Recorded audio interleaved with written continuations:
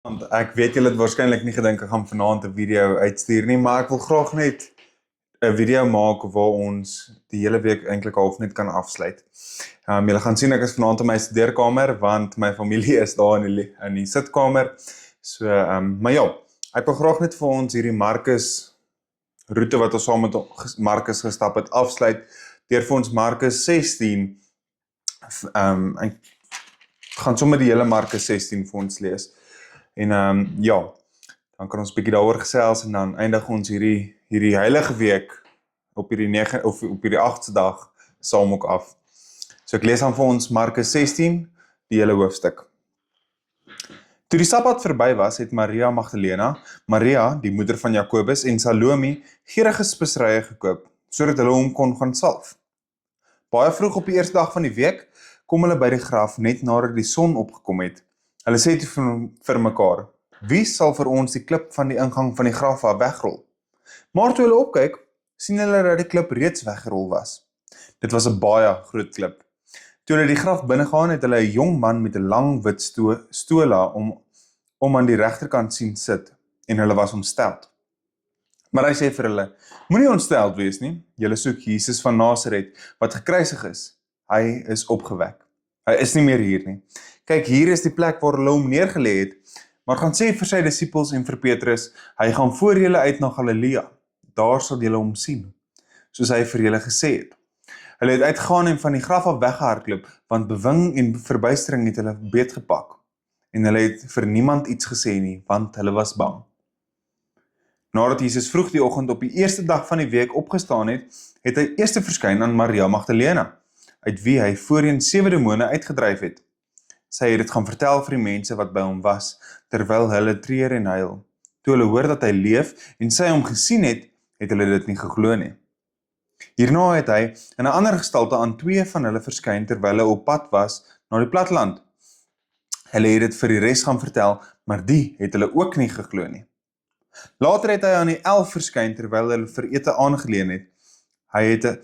Hy het hulle verwyd oor hulle ongeloof en hardheid van hart, omdat hulle die mense wat gesien het dat hy opgewek is, nie geglo het nie. Hy sê toe vir hulle, gaan die hele wêreld in en verkondig die evangelie aan die hele mensdom. Wie tot geloof gekom het en gedoop is, sal verlos word, maar wie nie tot geloof gekom het nie, sal veroordeel word. Hierdie tekens sal hulle wat tot geloof gekom het vergesel. In my naam sal hulle demone uitdryf, in nuwe tale praat en slange met hulle hande optel. As hulle iets dodelik sou drink, sal dit hulle nie kwaad aan doen nie, en op siekes sal hulle die hande lê en hulle sal gesond word. En dan eindig die Markus Evangelie met hierdie volgende verse af. Nadat die Here Jesus met hulle gepraat het, is hy in die hemel opgeneem en het aan die regterhand van God gaan sit. Hulle het toe uitgegaan en oral gepreek. Die Here het met hulle meegewerk en met die prediking bevestig met wondertekens wat daarop gevolg het. Amen. Die evangelie eindig met amen. Dit is nie ek wat hom sommer net so insit nie, maar ja, ek dink nie daar's veel meer te sê nie, maar ek wil spesifiek vanaand klem lê daarop dat selfs die disippels, selfs die 11 wat oorgebly het en selfs die wat gehoor het wat Maria vir hulle vertel dat hy opgewek is, het dit aanvanklik nie geglo nie. En dit is al 'n bevestiging dat hulle ook 'n mens was. Ons is baie keer geneig om te dink hulle was baie beter gelowiges as ons, alles behalwe. En soos ek vandag vir jou in die preek ook gesê het, wil ek vir jou sê, besef dat God waarlik opgestaan het. Besef dat hy vir jou kom sterf het, dat hy hierdie goed deurgegaan het vir jou, sodat jy kan glo en jy 'n verhouding met hom kan hê. En daarom, juis as gevolg van hierdie alles, kan ons nie anders as om hom te loof nie. Ons kan nie anders as om hom te verkondig nie. En ons kan nie anders as om te sê, weet jy wat, hy is in beheer nie. En dit is waarmee ek jou wil los vir hierdie heilige week, is moenie dat hierdie heilige week nou verbygaan en dat dit nie iets in jou verander het nie. Moenie dat hierdie ongelooflike spesiale tyd in ons geloof, dat dit net verbygaan en dan is dit nou verby nie. Maar laat dit iets in jou verander jou leefwyse, verander hoe jy dink, verander hoe jy met mense omgaan. Dalk is dit deur net eenvoudig vir 'n kassier te vra, weet jy wat, hoe gaan dit vandag met jou? Dit hoef nie altyd hierdie ongelooflike groot dade te wees nie, dit kan bloot iets kleins wees in jou alledaagse lewe. Want ek sê weer, as jy die evangelie gehoor het, en almal wat hierdie video gekyk het, ons het letterlik saam deur die evangelie gelees. As jy die evangelie gehoor het en jy sê dit is waar en ek glo dit, soos wat meeste van julle doen, dalk almal van julle, dan kan jou lewe nie dieselfde bly nie. Jy moet anders leef. Die evangelie moet iets kom en hier in jou hart verander. Dit is wat die evangelie doen.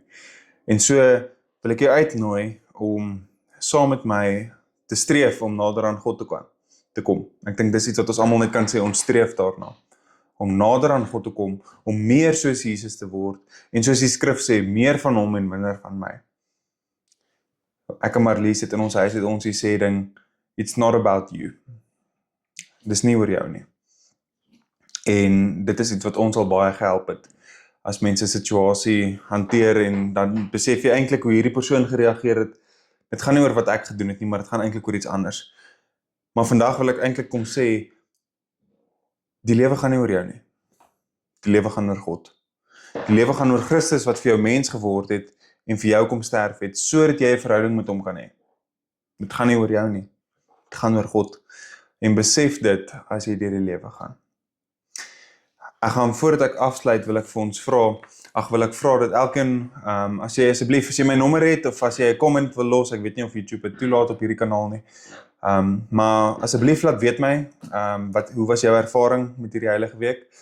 Ek weet, paar mense het in persoon al vir my gesê, dit was vir hulle ongelooflik, ander het gesê, dis nou nie regtig my styl nie, maar asseblief laat weet my, ons probeer bepaal wat is nodig vir die gemeente, wat is die gemeente se behoefte. En ek moet ook self getuig, dit was vir my ook 'n ongelooflike reis om hierdie saam met julle te kan deel en die mense wat net uit die bloute uit van heine en verre af kontak maak en sê, weet jy wat, dit was nou ongelooflik.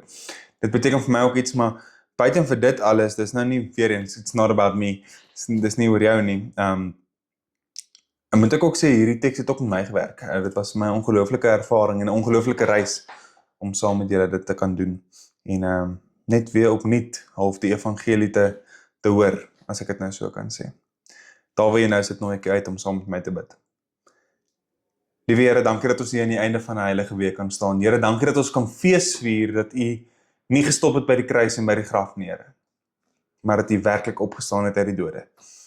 Dankie dat U vir ons las kom dra het, Here. Dit waarvan ons skuldig is, het U op U geneem, Here, en daarvoor kan ons nie genoeg vir U dankie sê nie. Maar soveel meer as dit sê ons ook dankie dat hierdie graf leeg is. Want as die graf nie leeg was nie, kon ons nie anders nie, Here. Sou ons lewe net aangehou het om 'n gejaag na wind te wees.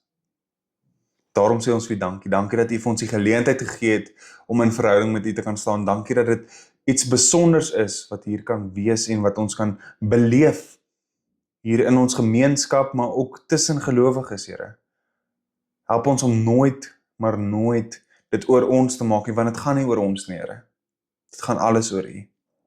Meer van U en minder van ons. Help ons om alles wat ons doen, van hier af vorentoe, om daarna te streef, om sentraal nader aan U te beweeg, om U sentraal te hou in ons lewe, Here.